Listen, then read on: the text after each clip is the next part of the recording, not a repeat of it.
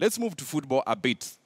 He's a legend when you talk about club football, when you talk about country football. Who am I talking about? Thierry Henry. Remember, he won the FA with Arsenal, he won the English Premier League with Arsenal, he won the Champions League with Barcelona, and he's here in the country. Yesterday, I had a chance of talking to him about African football, and if he thinks Arsenal can win the English Premier League title in the next 3 years, this is what he had to say.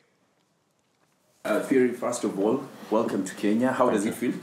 Feels great. Obviously, we arrived late last night, around 10 something. But since I've been here, you know, people have shown me love, and it is amazing to be here. Yes, thank you for having me. Today, you are going to see some, footballers, courtesy of the Maid of Black. What are your expectations? Well. Actually, as you know, it's my first time here, and I don't have any expectation. I want to go with the flow and see how it's gonna be. So far, it's been great. Meeting Tabafa was inspiring, amazing. You saw the video, I'm sure, but I just want to go with the flow, see people interact. I think it will be great. You know, I don't usually have expectation. Just because I just like to arrive and see how it goes and how people are. I usually get treated well in Africa. Yes. And so hopefully it will be the same in Kenya. Speaking of Africa, you at the press conference you spoke about the likes of Victor Wanyama. What are your views about African football? Oh, I mean, African football and African players have given a lot to the game. When you look at in history, the amount of players that have been doing so well in so many leagues and in so many big clubs, that speaks volume about the continent. And talking about Kenya, obviously the guy at the flavor of the month, I will say, or the guy at the minute is Victor Wanyama with what he's been doing recently for Tottenham. He's been injured, as we know, recently, unfortunately for Tottenham and for him and for you guys.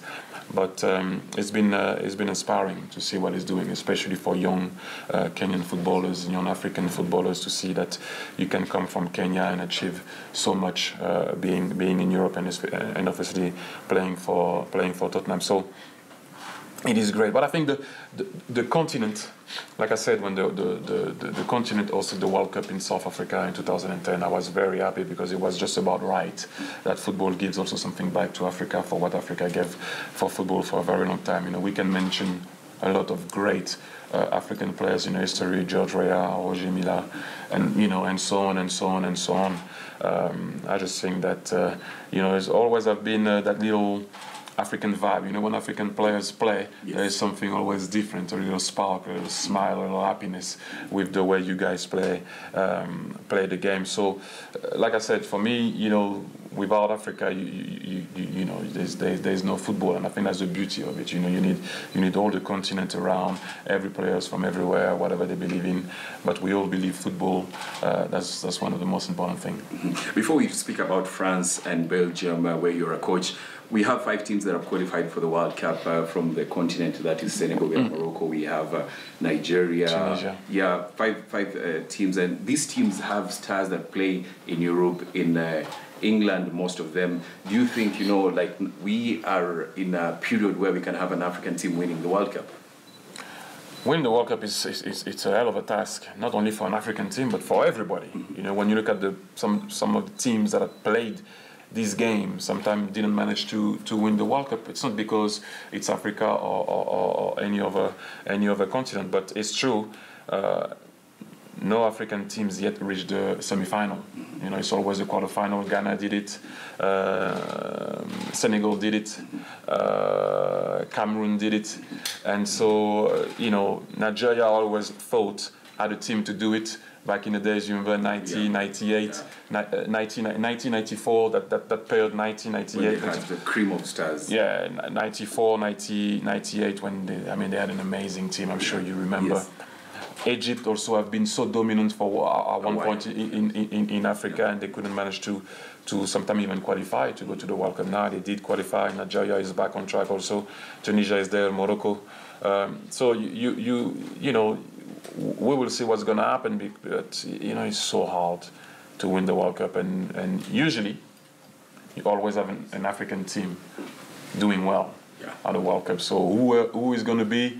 We will see. We will have to wait for that. But I think it's down to believing that you can do it, and then things can happen, obviously. And you know, we will see how it's going to go. Myself, I will be there with Belgium. So. Yes. You know, and we have to play obviously an African team in our group, and so we will see. It's one of the only African team where a lot of the players are local, playing in the local league. If you look at the Tunisian team, apart from a couple of players that are playing in France and elsewhere.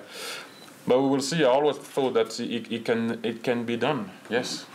Speaking about Belgium, you're the assistant coach. They have, you know, like you look at the team, it has among the best stars in the world now, and everybody, you know, is looking up to you. What you can do in the 2018 Russia World Cup. You know, as a coach, do you see like this is the time for Belgium to deliver? It is. Listen, I said it so many times, and I'll repeat what I said before. When you are in a big nation of football, especially with the players that we have, people expect you to do wonders. It's not an easy one. People think that Germany is going to win it. Obviously, with the players that we have, people expect a lot from us. France, Brazil. I'm not going to name all the usual suspects, but once we're going to be there, it's going to be a different story. And to talk to you as an assistant coach, remember, well, I'm not the coach, but to talk about it as an assistant coach, our main focus first and foremost is on Panama, the first game, and then you're gonna see how the competition is gonna start, and you take it game by game and see how far we're gonna go. Let me take you back to your time as a football player. You've scored numerous goals, but you know, which is that goal that you look at and you're like, man, this is the best goal I've ever scored as a football player? Well, it depends. I think the goals that are important are the goals that make you win a game. You know, the one that you score when you lose a game. I'm not saying you should erase those ones, because at the end of the day they went in the back of the net, so they're good. But on a personal point of view, when I came back to play for Arsenal on the comeback in 2012, when I played in that FA Cup first round against Leeds, it was a special moment for me. So yeah, that goal meant a lot. But you know, when you look at the history of the game and the game that I played, every goal that meant something on the day and that we won with, always going to be special. On a personal point of view, the Leeds goal. As we wind up, I know this is something that you always ask everywhere you go. It's about Arsenal. Do you see them winning the league soon? And what about the Wenger out brigade? I said to you, I never mentioned Wenger out and all this type of thing. I think it's a bit disrespectful with obviously the legacy of the boss at the club and what he did for this club. Now, it looks like we're not going to win the league this year. It will take something incredible for Arsenal to win the league this year. So I just hope, like you said, that's going to happen sooner rather than later. You can never know what can happen. Liverpool have been on the run of 27, 28 years without winning the league. So, you know, it can just happen like that without you realizing it. So that's 14 years for us. Hopefully it won't be 15, hopefully it won't be 16, hopefully it won't be 17 years without winning it. So we'll see. But, you know, all that talk and everything, sometimes you got to judge the team on what the team is doing, obviously. But all the attack on Arsene, I think, was a bit too much, especially what he has done for the club. But you still have to, as long as the team, whether it's Arsene and we all want him to it's going to be on him to leave, and that's how it is. But whoever's going to be there, if he stays for another 10 years or someone comes, it doesn't really matter. People are always going to look at it as Arsenal needs to win the league. Do you understand what I mean? However you look at it. So hopefully they can still do it under the boss. I don't think it will be this year, but maybe next year. But like I said, we all wish. I'm an Arsenal fan, so that's what I wish every year. Unfortunately, it didn't happen for a very long time. So as Thierry Henry puts it, it's going to be very difficult for Arsenal to win the league this season, and probably the league might go to Manchester City or Manchester United, but with the English Premier League, you never know. But that is where we take a break. But when we come back,